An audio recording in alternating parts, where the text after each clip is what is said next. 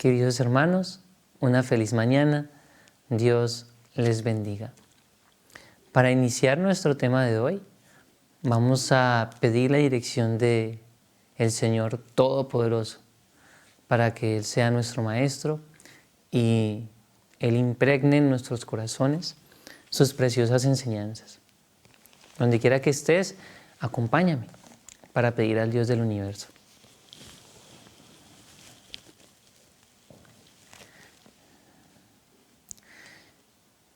Querido Padre Celestial, Señor, en tus manos nos encomendamos en esta mañana. Pedimos, Padre, de tu presencia en nuestras vidas, de tu presencia en nuestras mentes, a cada instante, Señor. Gracias porque nos oyes y porque estás ahí presente como un Padre amante para cada uno de nosotros. Guíanos, Señor, y enséñanos. En el nombre de Jesús. Amén. Muy bien, mis queridos hermanos. Es un placer compartir de la palabra del Señor. Y en este día, en esta mañana, quiero hablar de un personaje, de un libertador, de un hombre que cambió la vida del pueblo de Israel. Su nombre era Ot. Dios lo levantó, Dios lo llamó para una misión especial en un tiempo de crisis. Hoy también vivimos una situación similar y vamos a ver a través de esa historia que Dios también te está llamando en un momento de crisis, en un momento especial como el que vive hoy el mundo, para traer libertad y sanidad, primeramente a los que nos rodean, al pueblo de Dios, y también a todo aquel que esté dispuesto a oír y a atender su palabra.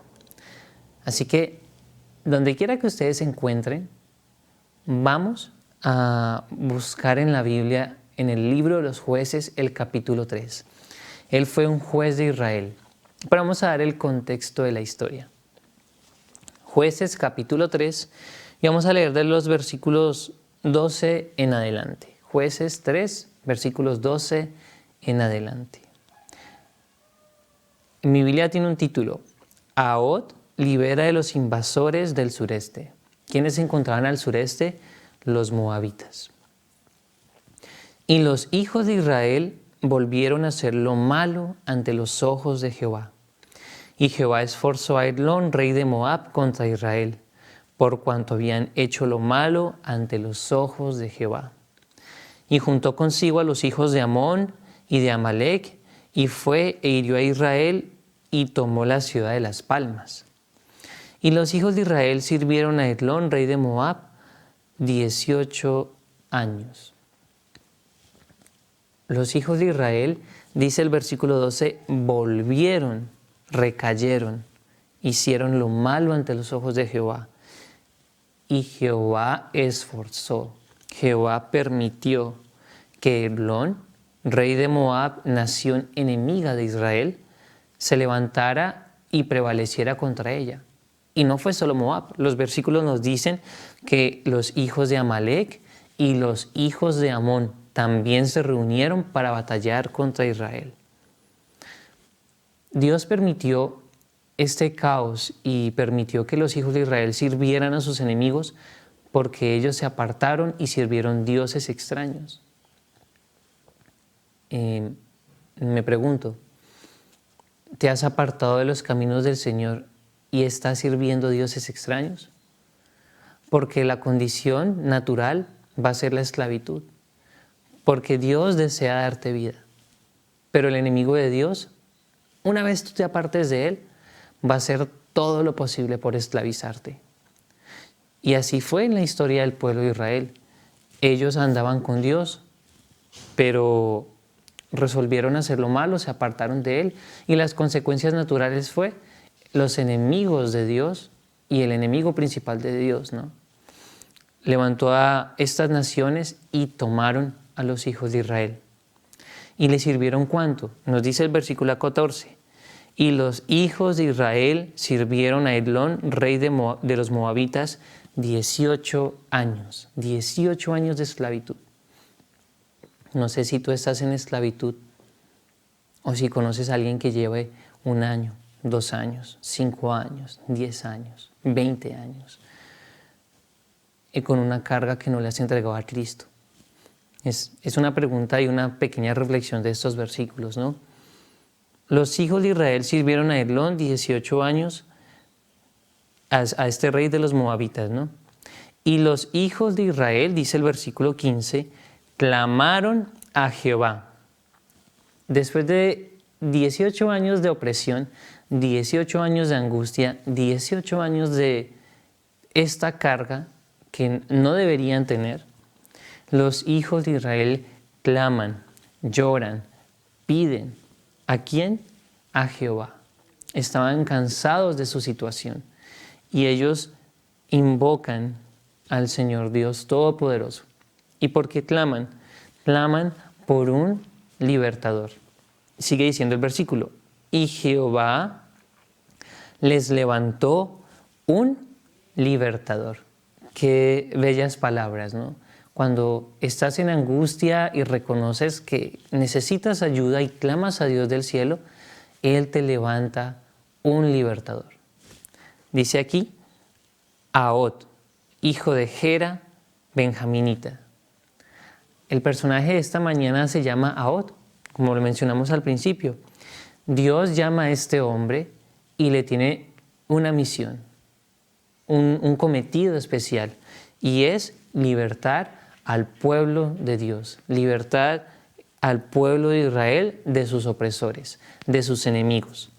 Y Jehová les levantó un libertador, a Ahod, hijo de Gera, benjaminita, el cual era zurdo.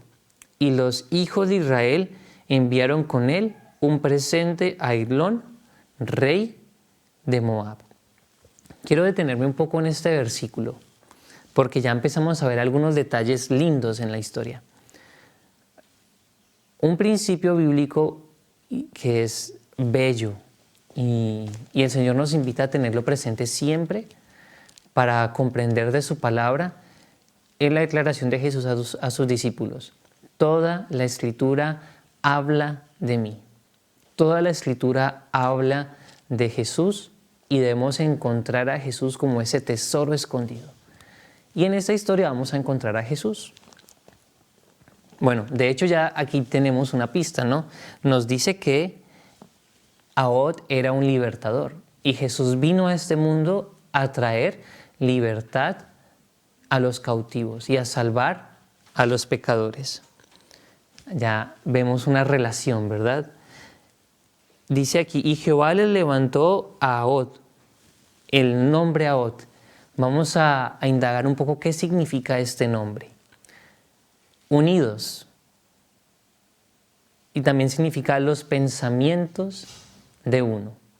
Y cuando leí el significado de la palabra Ahod me pareció tan bella, porque en el plan de la salvación no solamente está implícito Jesús, sino está Dios el Padre y también está Dios el Espíritu Santo. Los tres trabajan para la salvación del hombre. Los tres trabajan para que tú y yo podamos tener libertad.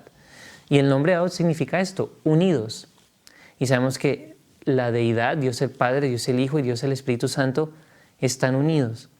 Pero un significado más de este nombre es los pensamientos de uno. Y Jesús muchas veces declaró, ¿no? El Padre y yo somos uno. Así que este Ahod es un tipo de Cristo, pero no solamente es un tipo de Cristo, sino es un tipo de toda la deidad y todo lo que el cielo planea hacer para liberar al hombre de las garras del enemigo, de las garras del diablo y de las garras del pecado. Sigue diciendo el versículo,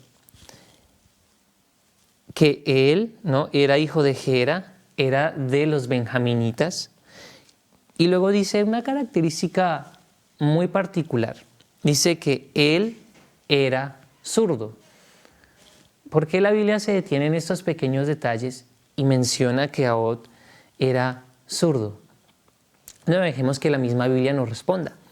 En el mismo libro de los Jueces, el capítulo 20, nos habla un poco acerca de los zurdos. De hecho, es una de las pocas, por no decir la única referencia de los zurdos en la Biblia. Jueces capítulo 20, versículo 16.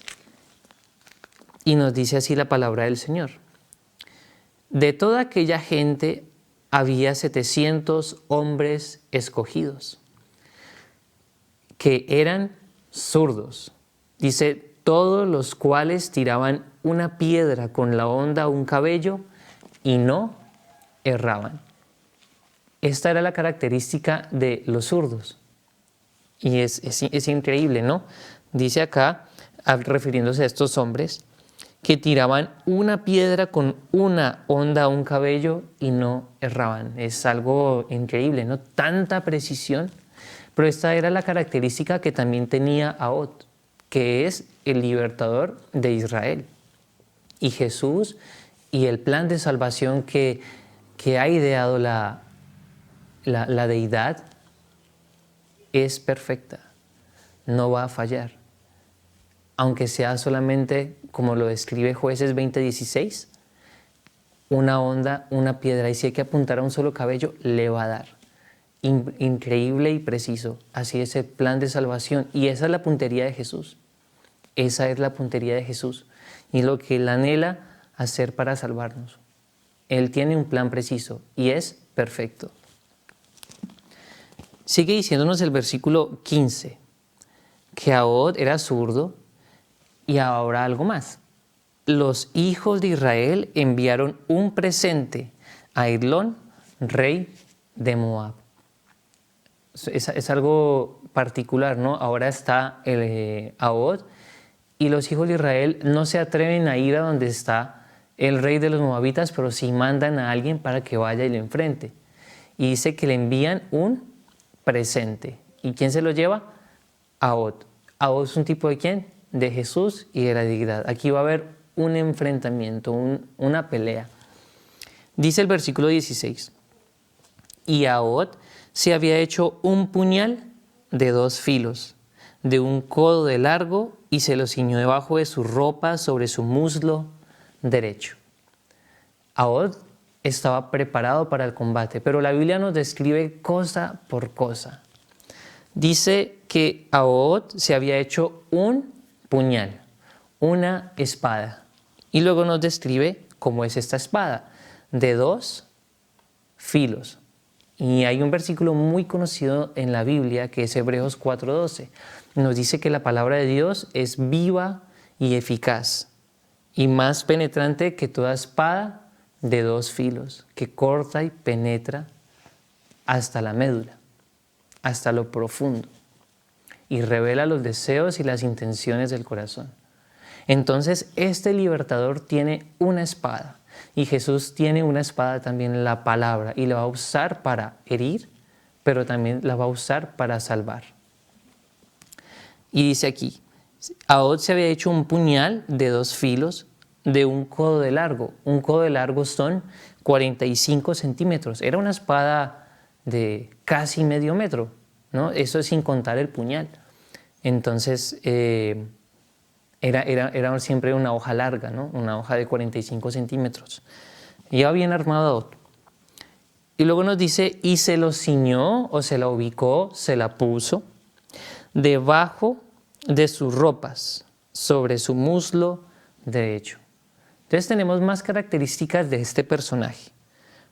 Ya sabemos que es benjaminita, que es zurdo, que no falla, que va a liberar al pueblo, que tiene una espada de 2 filos, de 45 centímetros de largo, pero nos dice que se la ciñe debajo de sus ropas sobre su muslo derecho. O sea, él es zurdo, pero se pone la espada en el muslo derecho. Y la Biblia también es específica, ¿no? No dijo se la puso sobre el muslo izquierdo, no. Dice se la puso sobre el muslo derecho. Pero como él iba a ir a entregarle un regalo, a un presente al rey Eglón, el rey de los moabitas, no le podían ver la espada, porque muy seguramente no lo iban a dejar entrar. Entonces dice que él se ciñó esta espada, ¿dónde? Debajo de sus vestiduras. O sea que este personaje también va bien vestido y tiene la espada, recordemos, en el muslo. Bueno, hemos hablado un poco de que este personaje es un tipo de Cristo, es un tipo de Jesús. Y les pregunto, mis hermanos, ¿cómo viste Jesús? ¿De qué está vestido Cristo? ¿Y qué representan las ropas en la Biblia? Vamos a ver algunos versículos. El primero lo encontramos en Mateo capítulo 17, el versículo 2. Mateo capítulo 17, el versículo 2, y nos describe un poco cómo son las vestiduras de este libertador. Dice así la palabra del Señor, Mateo 17, 2. Y se transfiguró delante de ellos, y su rostro se resplandeció como el sol, y su vestidura se hizo blanca como la luz. Entonces la vestidura de Jesús, la vestidura de nuestro libertador es blanca. Y el color blanco representa la pureza, representa la justicia. Bueno, y otros versículos que nos comprueban esto están en Marcos capítulo 9, versículo 3 y Lucas capítulo 9, versículo 29. Así es como viste un libertador, como viste Jesús. Pero, ¿cuál es el objetivo de las vestiduras? ¿Qué nos dice Isaías capítulo 1, versículo 18? Un versículo también muy conocido y también muy diciente, ¿no?, de estas realidades eternas. Isaías 1:18 dice: venid luego, dice Jehová, y estemos a cuenta. Si vuestros pecados fueren como la grana, como la nieve serán emblanquecidos. Si fueren rojos como el carmesí, vendrán a ser como blanca lana. Bueno, ahí estamos mencionando una pequeña parte, ¿no? Nosotros no tenemos las vestiduras blancas, pero el Señor desea que nuestras vestiduras sean blancas, que no tengan manchas. Pero vamos a ver algo más de qué simboliza estas vestiduras. Marcos capítulo 9, el versículo 3. Marcos capítulo 9, el versículo 3. Y nos dice así: y sus vestiduras se volvieron resplandecientes, tan blancas que ningún lavador en la tierra puede hacer tan blancas. Nada en la tierra se compara con Jesús. Nada en la tierra se compara con lo que Él tiene puesto y con lo que Él se ha propuesto vestirte a ti. Con esas vestiduras blancas, con esas vestiduras de pureza, con esas vestiduras de justicia. Esas son las vestiduras de nuestro Salvador. Esas son sus vestiduras de justicia y de libertad. Y son las que anhela que tú tengas. ¿Y por qué estamos haciendo mención de estos pequeños detalles, no? Si nosotros volvemos al libro de Jueces y retornamos a nuestra historia, porque son las vestiduras de Ahod, del tipo de Jesús, y él cubre con estas vestiduras algo especial. Y ya lo mencionamos, que es la palabra, la espada de dos filos, con lo que va a ir a hacer guerra contra el enemigo del pueblo de Dios, contra este rey que es el líder de los moabitas. Y algo más, ¿no?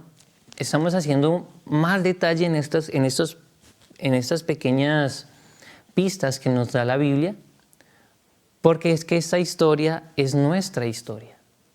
Y todos estos elementos que está usando este personaje son los elementos que usa Cristo y son los elementos que desea que tú y yo usemos para que podamos ser libres, para que podamos ser salvos y dejar a un lado la esclavitud. Ahora, la Biblia nos dice algo más en ese versículo, que la espada estaba sobre el muslo derecho, ¿no? Debajo de las vestiduras, pero estaba sobre el muslo derecho. Vamos a ver una relación más. Apocalipsis capítulo 19, versículos 15 y 16. Nos habla de de qué representa ese muslo en la palabra, ¿no? Apocalipsis 19, versículos 15 y 16. Acá nos está hablando Jesús, de Jesús. Dice: y de su boca sale una espada aguda para herir con ella a las naciones, y él la regirá con vara de hierro, y él pisa el lagar del vino del furor de la ira de Dios Todopoderoso, y en su vestidura y en su muslo derecho tiene escrito este nombre: Rey de Reyes y Señor de Señores. La Biblia nos habla de Jesús y nos dice que en su muslo derecho tiene escrito algo, que Él es Rey de Reyes y Señor de Señores. Este es un tipo perfecto de Jesús que está trabajando para la salvación. Pero hay muchos versículos más acerca del muslo derecho que nos enseñan qué simboliza el muslo derecho. Y yo solamente voy a mencionarles, voy a parafrasearles algunas historias de qué simboliza el muslo en la palabra, y especialmente el muslo derecho, que ya es una relación directa con Jesús, una relación directa con Dios. Génesis capítulo 24, versículos 2 y versículos 9, y en el contexto, ¿no?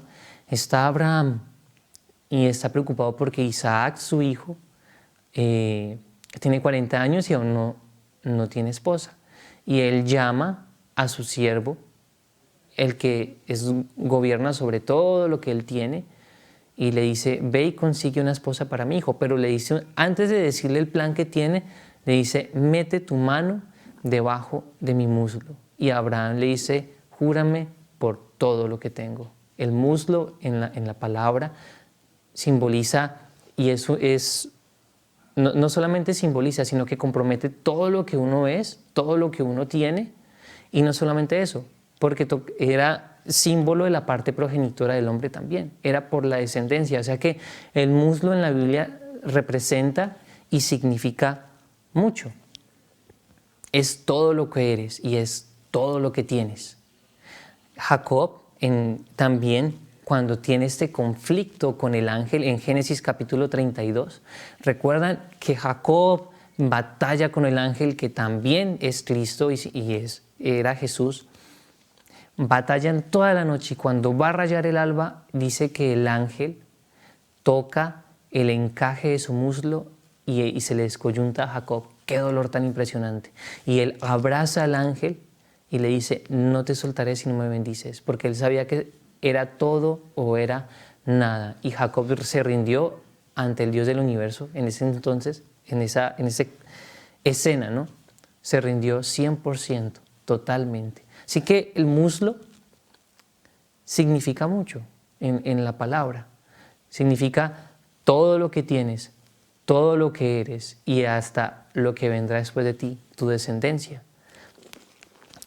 Así que Dios está comprometido 100% en nuestra salvación y está comprometido 100% con su palabra y con su santa ley. Por eso Ahod lleva la espada en el muslo derecho.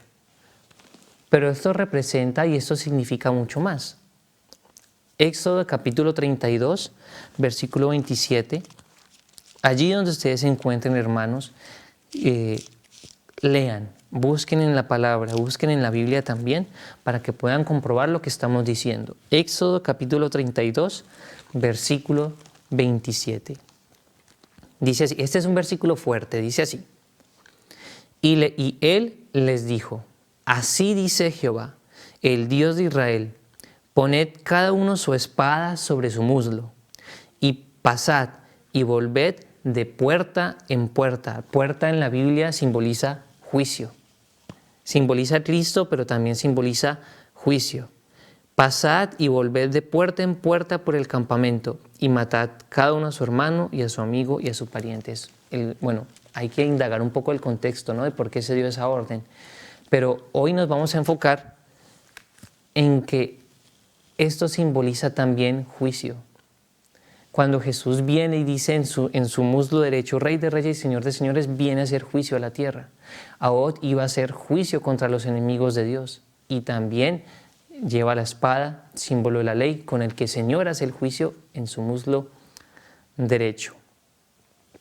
Y el Salmo capítulo 45, el versículo 3, nos dice lo siguiente. Salmo capítulo 45, el versículo 3. De hecho, vamos a leer desde el versículo 2. Te has hermoseado, me está hablando de Cristo estos versículos, más que los hijos de los hombres. La gracia se derramó en tus labios. Por tanto, Dios te ha bendecido para siempre. Cíñete tu espada sobre el muslo. Oh valiente, con tu gloria y con tu majestad. Jesús se ciñe la espada, la palabra de Dios, y la Biblia declara, ¿no? Le dice, oh valiente, cíñete la espada sobre tu muslo. Qué preciosos versículos, ¿no? Tantas características que nos da la Biblia sobre este Salvador. Y bueno, vamos a retornar a nuestra historia y vamos a analizar algunos versículos más, porque la historia es extensa, pero es una historia muy bella, es una historia muy bella. Dice, nos sigue diciendo un poco más la palabra de Dios. El versículo 17. Y trajo el presente a Eglón, rey de Moab. Entonces la historia se desarrolla y ahora va a Og y se presenta ante el rey Eglón, el rey de Moab. Y la Biblia nos dice una característica. Y Eglón era un hombre muy obeso. No solamente era obeso, dice la Biblia que era muy obeso. Y nos sigue diciendo algo más. Y luego que hubo entregado el presente, despidió a la gente que lo había traído. Mas él se volvió desde los ídolos que estaban en Gilgal y dijo, Rey, una palabra secreta tengo que decirte.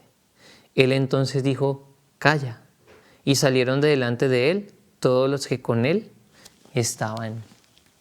Llega Og, se presenta delante del rey, de los enemigos del pueblo de Dios. Tienen una pequeña conversación, le entrega el presente. Y luego ahora le dice, tengo una cosa que decirte. Y todos salen de la sala. ¿Se imaginan ese momento? Todos los que estaban presentes, todos los que estaban cerca, todos salen de la sala. Y solamente queda Og el libertador y Eglón, el rey de los moabitas. Cara a cara, frente a frente, y los demás salen. Es bello porque él era el opresor y el enemigo del pueblo de Israel. Nosotros hoy somos el pueblo de Israel.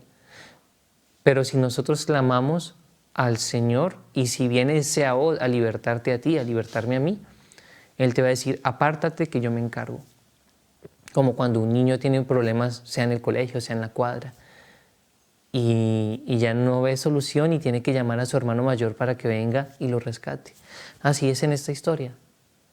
Nuestro hermano mayor vino a rescatarnos y él vino a enfrentar a nuestro opresor, a nuestro enemigo. Ese es el relato de la historia y sigue diciendo un poco más. El versículo 20. Y se acercó a Og a él, el cual estaba sentado solo en una sala de verano. Hay otros detalles tan lindos aquí, tan preciosos, porque ¿dónde estaba Og?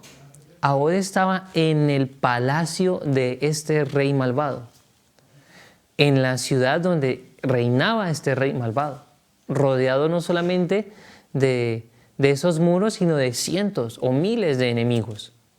Él estaba extranjero, por decirlo así, y se atrevió a estar solo para enfrentarse a todas estas huestes, porque no solamente era el rey, sino era a todo. ¿Acaso Jesús no hizo lo mismo? Jesús no dejó su patria y vino a esta tierra solo. Y traía un arma, la palabra de Dios. Pero vino solo a enfrentarse solo contra todas las huestes del maligno y especialmente contra Satanás. Ese es el momento, ¿no? Esa es la historia. Y sigue diciendo. Y se acercó a Og a Eglón, se acercó a Og a él, el cual estaba sentado solo en una sala de verano. Y recordemos que los moabitas adoraban al dios Sol. y él estaba sentado en una sala de verano. Y bueno, y detrás de este mensaje del verano hay muchas más cosas en la Biblia. Y también simboliza la gracia, y también simboliza el fin del tiempo de la gracia, pero es algo que podemos estudiar más adelante en esta historia. Y dice así: y se acercó a Od, el cual estaba y se acercó a Od a él, el cual estaba sentado solo en una sala de verano. Y Od dijo: tengo palabra de Dios para ti. Él entonces se levantó de su silla. Imagínense, este hombre corpulento se levanta para escuchar la palabra de Dios. Y el versículo 21 nos dice: mas Od metió su mano izquierda y tomó el puñal de su lado derecho y se lo metió por el vientre. Este versículo nos declara lo que analizamos al principio, ¿no? Saca con su mano izquierda, recordemos, ¿no?, la puntería exacta, no falla. La saca de su muslo derecho, compromete y todo lo que tiene, ¿no? Y es un tipo de Jesús. ¿Y qué dice? Se la entierra por el vientre. Es una escena difícil, ¿no? Mas Saúl metió su mano izquierda y tomó el puñal, un símbolo de la palabra de Dios, de su lado derecho y se lo metió por el vientre. Y la empuñadura también entró tras la hoja, y la grosura encerró la hoja. Que él no sacó el puñal de su vientre y salió estiércol. Qué imagen también tan desagradable, porque Od se acerca, recordemos, son 45 centímetros la hoja de la espada, y él se la metió con tanta fuerza que fueron más de esos 45 centímetros, porque entra la hoja y también entra la empuñadura donde él tenía la espada.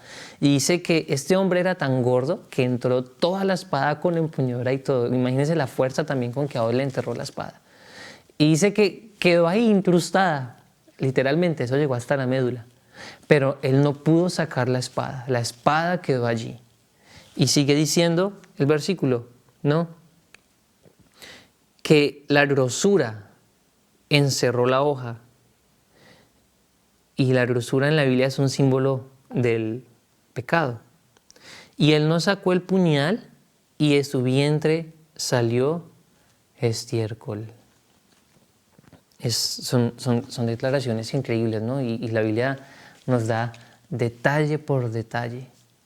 Y para ir resumiendo, hermanos, la historia es increíble y les invito de hecho a escudriñarla porque hay muchos más detalles allí. Ese estiércol también es un símbolo del pecado, es un símbolo de la inmundicia que tiene este enemigo del pueblo de Dios. Pero te digo algo, tú y yo también tenemos inmundicia, tú y yo también estamos llenos de pecado, y tú y yo también necesitamos que ese Od nos entierre la espada. ¿Para qué? No para matarnos, no para destruirnos, sino porque Él desea sanarnos, pero Él tiene que sacar toda la inmundicia que hay en nuestro corazón, que hay en nuestra mente, que hay en nuestro ser.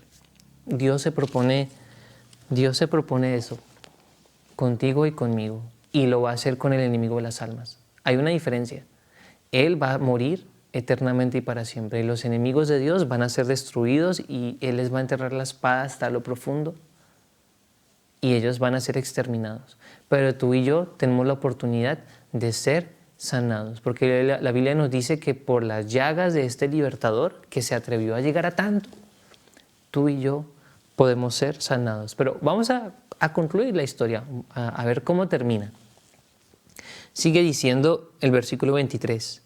Y saliendo Od al patio, cerró tras sí las puertas de la sala y les puso el cerrojo. Entonces, después de que él hiere al rey, sale corriendo. Recordemos que estaban solamente los dos en la sala.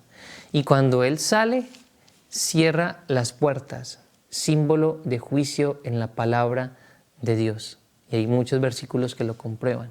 Pero la Biblia dice que él no solamente cierra las puertas, sino que confirma, o sea, o sella. Dice que les pone cerrojo. Él sella y asegura la puerta. Y es una tipología muy bella también, porque hoy en día Dios está haciendo un juicio, pero Dios también va a poner un sello. Toda la historia final de la iglesia, toda la historia del pueblo de Dios en los últimos días está contenida en cada historia bíblica, y es tan bello poder ver esto. Y esto me indica algo más: el tiempo de la gracia se va a terminar en algún momento. En algún momento el tiempo de la gracia va a acabar. Y saliendo Ahod al patio, cerró tras sí las puertas de la sala y les puso cerrojo. Y salido él, vinieron sus siervos, los cuales, viendo las puertas de la sala cerradas, dijeron: sin duda él cubre sus pies en la sala de verano.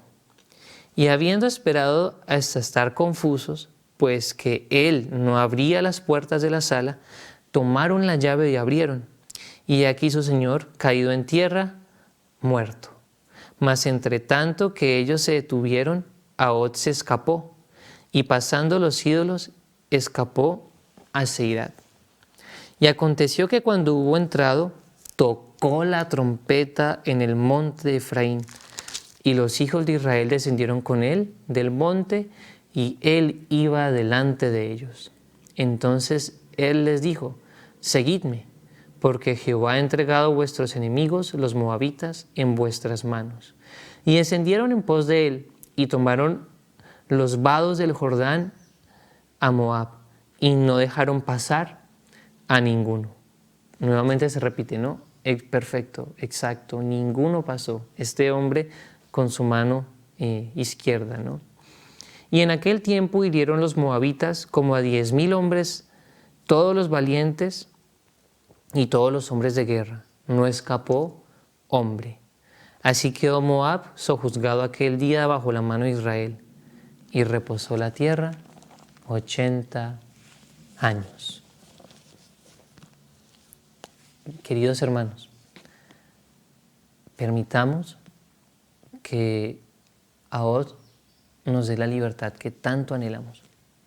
Trabajemos por la libertad de tantas personas que hoy anhelan que un sujeto con una espada de 45 centímetros los defienda. Nosotros en parte la tenemos. Muchas veces no la sabemos usar. Muchas veces por falta de práctica, porque no la escudriñamos, porque no indagamos en sus tesoros. Pero Dios anhela que ella sea parte de nosotros y que esté también en nuestro muslo derecho, porque el Señor desea que nosotros le rindamos todo a Él también. Dios les bendiga, que podamos aprender de esas historias también, cómo será el fin, cómo será la conclusión de este mundo, porque aquí está resumida la historia de cómo va a terminar esto. Satanás va a ser vencido y exterminado, y Jesús será el ganador. Dios les bendiga. Vamos a postrarnos para orar y concluir.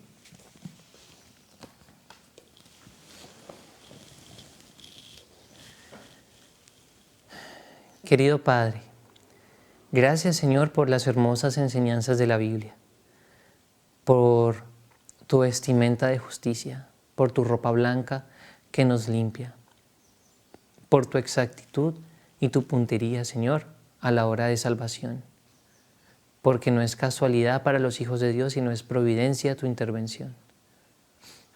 Gracias, Señor, porque los pensamientos de uno, como los pensamientos de uno, toda la deidad se ha reunido para trabajar para nuestra vida. Señor, guíanos, Señor, a la luz de tu presencia, y bendice a cada persona que me oye. Bendice a sus amados, bendice a sus seres queridos, y quédate con ellos y quédate con nosotros en este lugar. En el nombre de Jesús. Amén.